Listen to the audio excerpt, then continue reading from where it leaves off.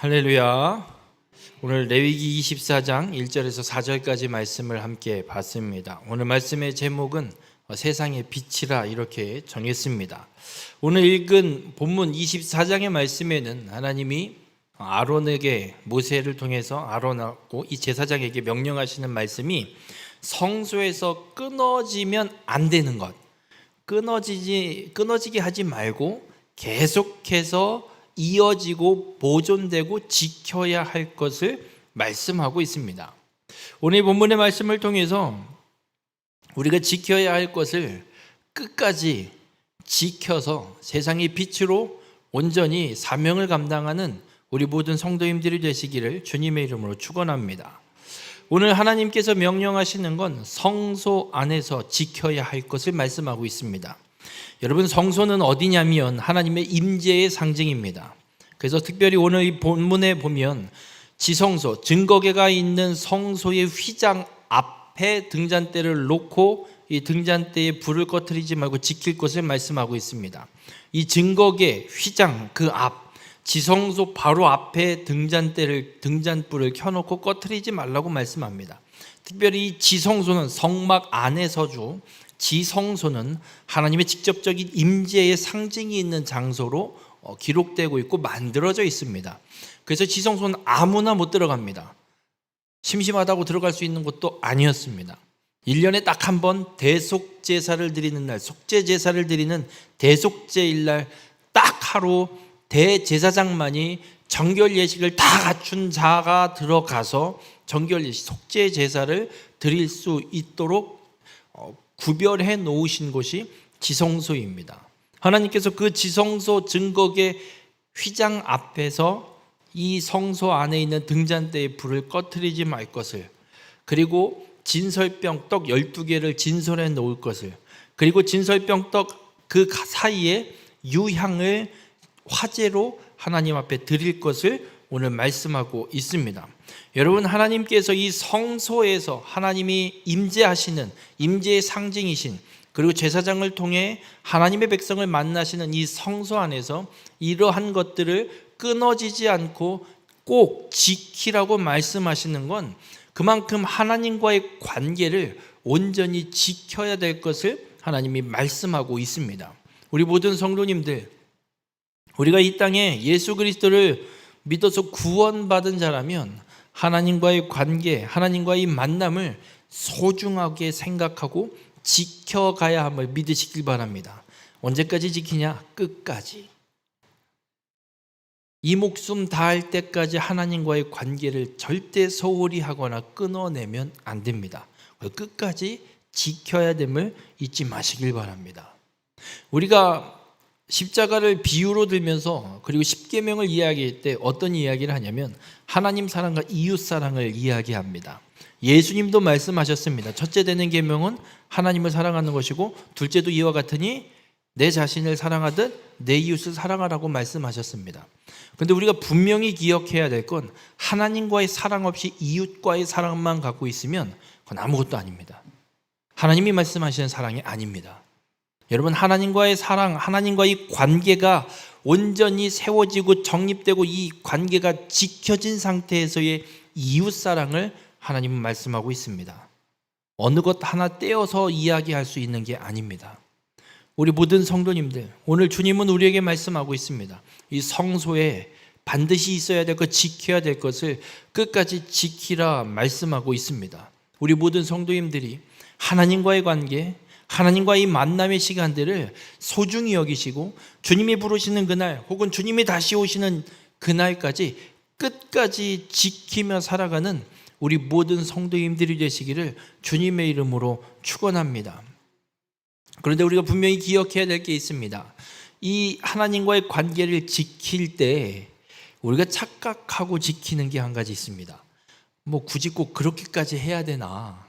이렇게 하면 더 효율적인 것 같고, 이렇게 하면 더 편할 것 같고, 이렇게 하면 누구도 어려움 없이 함께 더 많이 할 수 있을 것 같은데 왜 굳이 꼭 그렇게까지 해야 하나?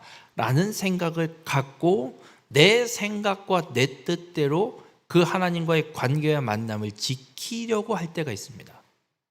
여러분, 오늘 본문 1절에 하나님은 분명히 말씀합니다. 여호와께서 모세에게 말씀하여 이르시되. 여러분, 하나님이 모세에게 말씀하신 대로 모세는 가서 전해야 됩니다. 하나님이 말씀하신 걸 모세가 지 편의대로 해석해서 바꾸고 변경해서 전하면 안 됩니다. 우리가 하나님과의 관계를 지킴에 있어서, 하나님과 만나는 시간들, 이 하나님과의 관계를 온전히 지킴에 있어서 하나님의 말씀과 다르게 지키는 건 하나님과의 관계를 지키는 게 아닙니다. 예를 들면 예배를 내 마음대로 드리는 건 하나님 받으시는 예배가 아닙니다. 내 마음대로 드리는 예배는 세상에 널려 있습니다. 절간에 가도 있고요, 저 산골짜기 올라가도 있고요, 폭포수 떨어지는 바위에 앉아서 하는 사람도 있고요, 돌뿌리를 잡고 하는 사람도 있습니다. 내 마음대로 한다면 예배가 아니라 하나님과의 관계를 지키는 것이 아니라 그냥 내 뜻대로, 내 생각대로, 내 마음대로, 내 욕심을 따라 살아가는 겁니다.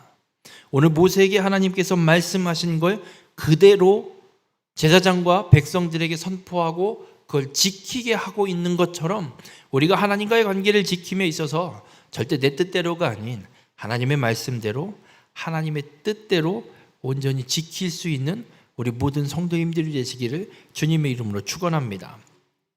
그럼 하나님께서 무엇을 지키라고 말씀하시느냐? 오늘 읽은 본문의 먼저는 순결한 기름을 내게로 가져오게 하여 계속해서 등잔불을 켜둘지며 말씀합니다. 여러분, 교회의 십자가 불은 켜놔야 될까요? 꺼놔야 될까요? 왜 켜놔야 되죠?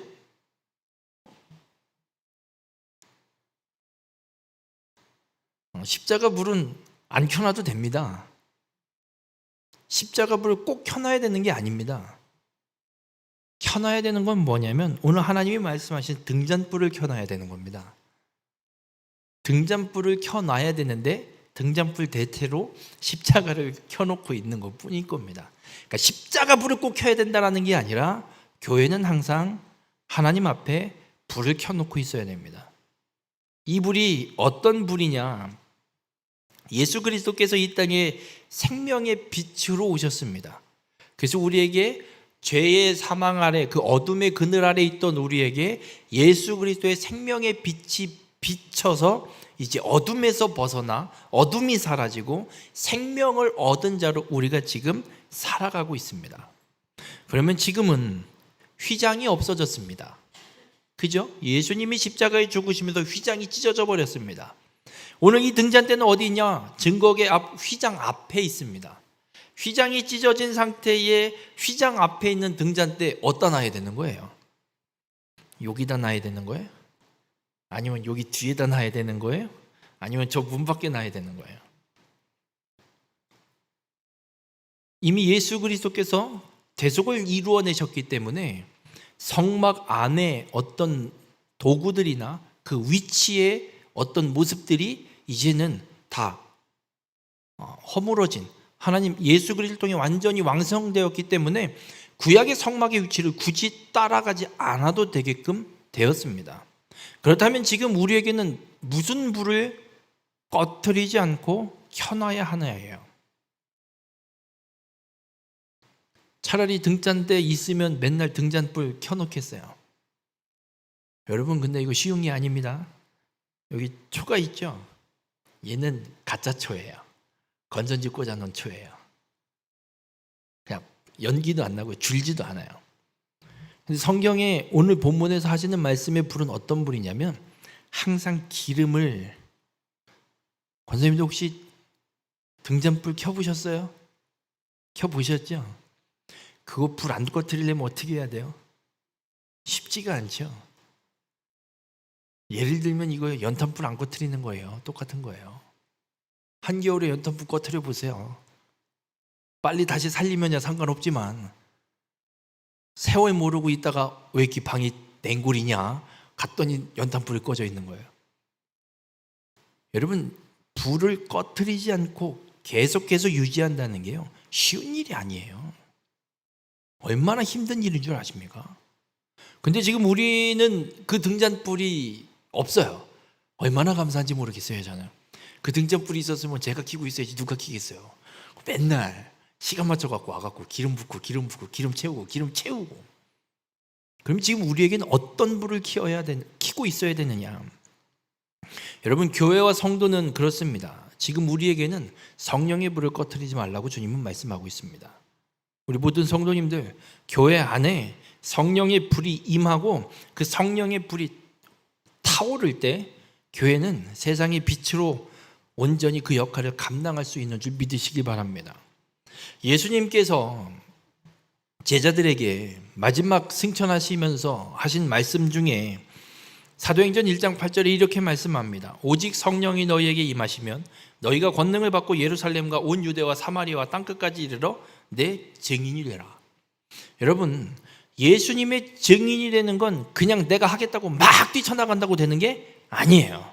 예수님은 분명하게 말씀하고 있어요. 성령이 너희에게 임하면, 오직 성령이 너희에게 임하면, 성령이 임하지 않으면, 권능이 임하지 않고 예수 그리스도의 증인이 될 수 없다는 겁니다. 성령이 임하고 권능을 받고 땅끝까지 이르러 예수 그리스도 이 십자가 복음의 증인이 되라라고 말씀하고 있습니다. 그리고 예수님께서 제자들을 향해서 분명히 말씀하셨습니다. 너희는 세상의 빛이요 세상의 소금이라. 그러면 여러분, 우리가 이 세상의 빛으로 예수 그리스도를 온전히 증거하는 세상의 빛으로 이 땅에서 삶을 살아가려면 성령이 우리 안에 온전히 임하고 성령의 권능을 받고 살아가야 된다는 겁니다. 그렇지 않으면 이 증인된 삶을 우리가 살아낼 수 없다는 얘기입니다. 오늘 성소 안에 등잔불을 꺼트리지 말라고 하시는 이 말씀을 통해서 우리에게 지금 주어지는 말씀은 예수님께서 우리에게 또 다른 보혜사 성령을 보내신다 약속하셨고, 예수님께서 정말 하늘로 승천하시면서 보혜사를 보내실 걸 약속하신 대로 보내주셔서 12 사도들과 수많은 사람들이 성령의 권능을 받고 땅끝까지 이르러 복음이 증인이 되어서 우리가 지금 그 복음을 받아서 세상의 빛으로 살아갈 수 있는 은혜를 입은 자가 되었습니다. 우리가 꺼트리지 말아야 할 불은 바로 이 성령의 불임을 잊지 마시길 바랍니다. 성령께서 내게 임하시고 내게 권능을 더하여 주셔서 내가 땅끝까지 이르러 증인된 삶을 살아갈 수 있도록 성령의 불이 꺼지지 않도록 우리는 이 성령의 불을 지켜야 되는 자들임을 잊지 마시길 바랍니다. 우리 모든 성도님들, 성령께서 여러분 안에 충만히 거하실 수 있도록 여러분을 거룩한 전으로 온전히 지켜가시길 바랍니다. 성령이 거하는 자는 어떤 존재냐, 어떤 사람이냐? 성령의 소욕을 따라 행하는 자입니다. 성령의 소욕과 육체의 소욕은 서로 대적하고 거스릅니다. 육체의 소욕대로 행동하면서 성령이 내 안에 있다라고 말한다는 건 새빨간 거짓말입니다. 우리 모든 성도님들, 육체의 소욕을 버려내시고 끊어내시고 성령의 인도하심, 성령의 소욕을 따라 행하는 자가 되셔서 성령의 불이 꺼지지 않는 이 땅 가운데 예수 그리스도의 땅끝까지 이르러 증인된 삶을 살아가는 우리 모든 성도님들이 되시기를 주님의 이름으로 축원합니다. 그리고 또 한 가지 무엇을 준비하라고 하시냐면, 하나님이 성소에 항상 떡 12개를 6개씩 두 줄로 진설해 놓으래요. 항상. 지금 말씀하고 있는 오늘 본문 24장에서 말씀하고 있는 건 어느 한 날만 하라는 게 아니라 계속해서 항상 유지하고 있어야 되는 거예요. 이 떡도 12개를 항상 유지하고 있어야 돼요. 여러분, 떡 하루 지나면 상하든가요, 안 상하든가요? 그냥 내버려둬 보세요. 상하지. 그죠? 겨울이나 조금 며칠 더 갈까? 그렇다면 이 말씀은 매일 정기적으로 이 떡이 상하지 않도록 계속해서 준비해서 만들어서 새 떡으로 계속해서 바꿔서 유지해 놓고 있으라 말씀하고 있는 겁니다. 그럼 이 진설병 떡은 어떤 의미냐? 왜 12개를 진설해 놓냐면 이 12개는 이스라엘의 12지파를 상징합니다. 그리고 이 진설병을 준비하게 하신 이유는 하나님께서 친히 하나님의 백성을 먹이시는 것. 증거계 안에 만나도 항아리에 담아서 보관하게 하십니다. 여러분, 만나는 하나님께서 이스라엘 백성들 시험하시는 거예요. 니들이 나 믿나 안 믿나. 믿음으로 6일 동안 5일 동안은 하루치씩 걷고 여섯째 날에는 이틀치씩 안식일 날을 내리지 않는다 말씀하셨으니 이틀치 딱 걷어서 그날 먹을 양만 딱 걷어서 그날 먹고 사는 것. 하나님의 공급하심을 믿고 순종하고 그대로 살아가느냐 살아가지 않느냐를 하나님이 시험하시는 거예요. 그 못 믿고 여섯째 날 하루치만 걷고 일곱째 날 아침에도 나갔는데 아무것도 없어서 못 먹고 혹시나 또 내일 안 내려올까 봐 평일에 이틀치씩 하여튼간 막 욕심 부려서 그리고 모아놨는데 다음날 됐더니 다 썩어서 먹을 수 없게 되고, 하나님의 이 친히 공급하심을 이 떡을 통해서 먹이심을 하나님이 이 떡을 통해서 말씀하고 있습니다. 그럼 지금 우리는 물론 우리가 지금 누리고 있는 이 삶의 모든 것들 하나님이 우리에게 채우시고 우리에게 공급하시는 게 맞습니다. 그런데 이 떡의 상징이 또 무엇이 있냐면 예수 그리스도를 상징하고 있습니다. 예수 그리스도께서 분명 말씀하셨습니다. 생명의 떡이심을 본인이 생명의 떡이심을 분명하게 선언하셨습니다. 우리 모든 성도님들, 예수님께서 생명의 떡이시라는 말씀은 제자들에게 마지막 만찬을 하시면서 떡을 떼시면서 이런 말씀을 합니다. 이 떡은 내 몸이니 받아 먹으라.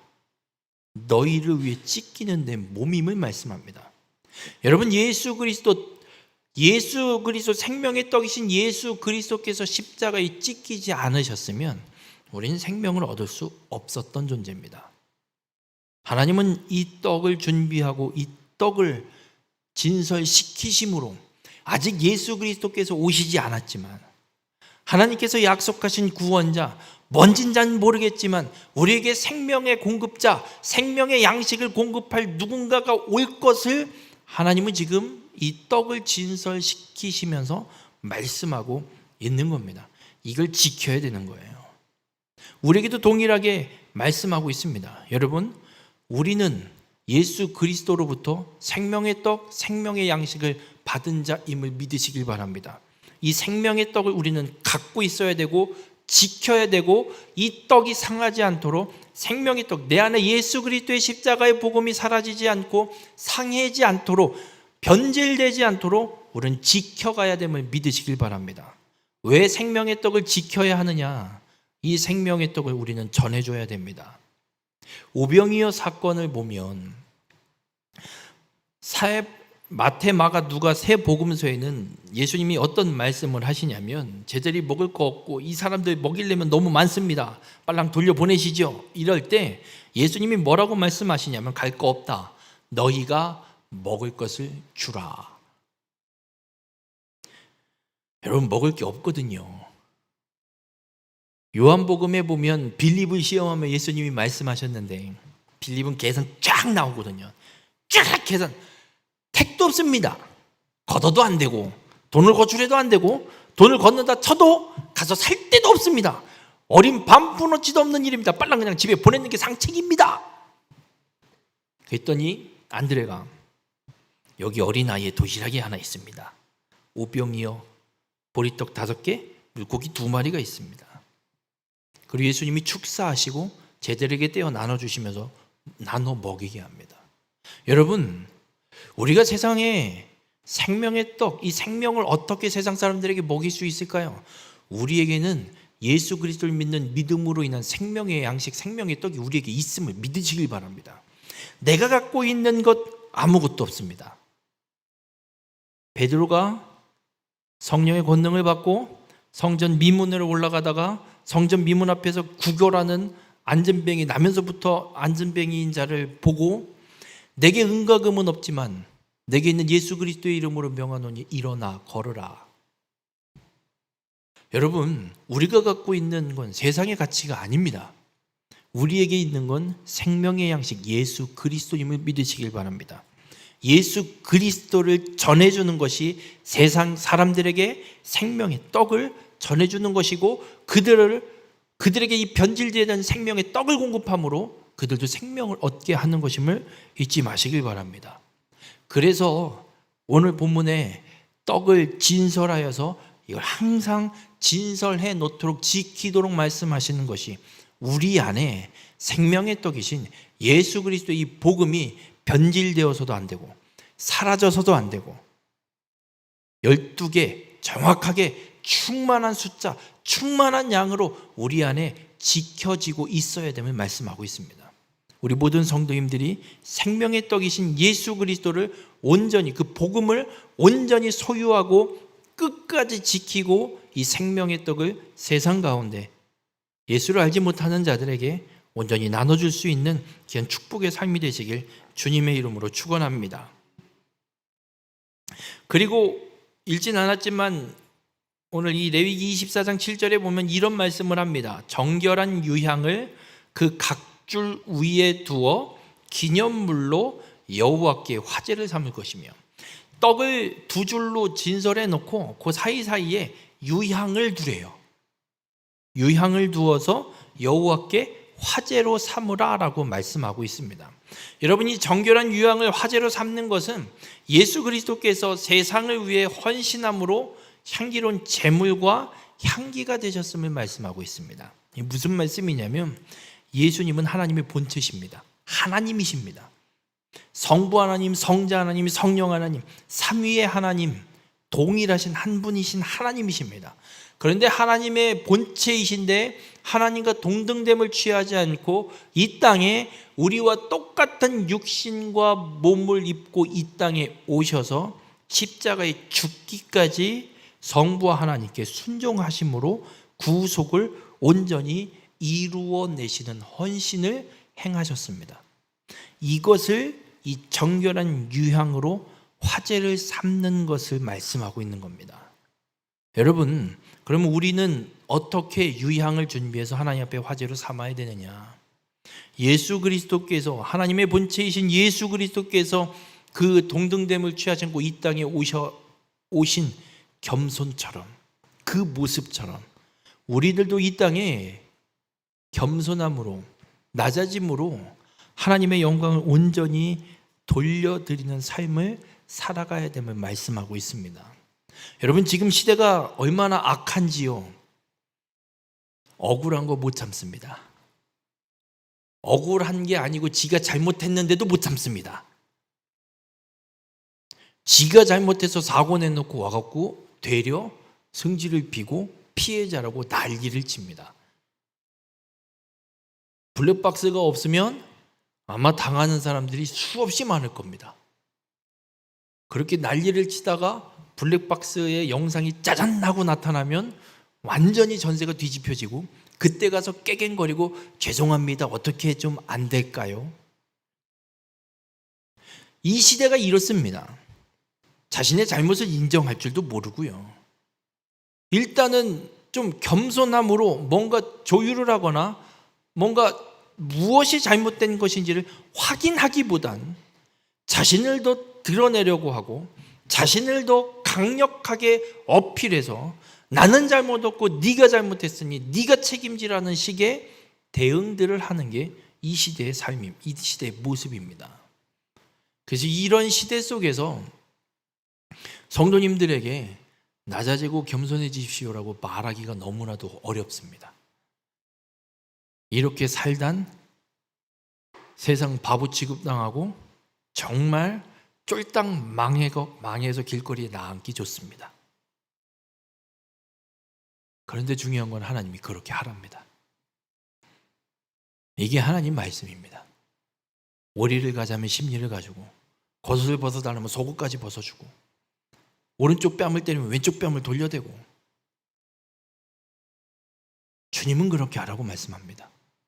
그것이 예수 그리스도께서 하나님의 동등됨을 취하지 않고 이 땅에 낮아지셔서 구속을 온전히 성취하신, 대속의 그 역사를 온전히 이루어내신 예수 그리스도의 헌신의 삶임을 우리에게 분명히 말씀하고 있습니다. 만약 내 한 사람이, 나 하나 바보 취급당해서 다른 한 사람이 예수 그리스도를 믿어 구원받을 수 있다면 마땅히 행해야 될 일임을 주님은 우리에게 말씀하고 있습니다. 쉽지만은 않을 겁니다. 그러나 이것이 우리가 살아가야 될 세상의 빛된 삶임을 오늘 주님은 이 성소에서 지켜야 할 것을 통해서 우리에게 말씀하고 있습니다. 우리 모든 성도님들, 예수 그리스도께서 낮고 낮은 이 땅에 오신 것처럼 우리 모든 성도님들의 삶이 나를 겸손히 낮추고 태워서 향기로운 제물이 되어서 하나님께 영광을 온전히 돌려드리는 축복의 삶을 살아가는 우리 모든 성도님들이 되시기를 주님의 이름으로 간절히 부탁을 드립니다.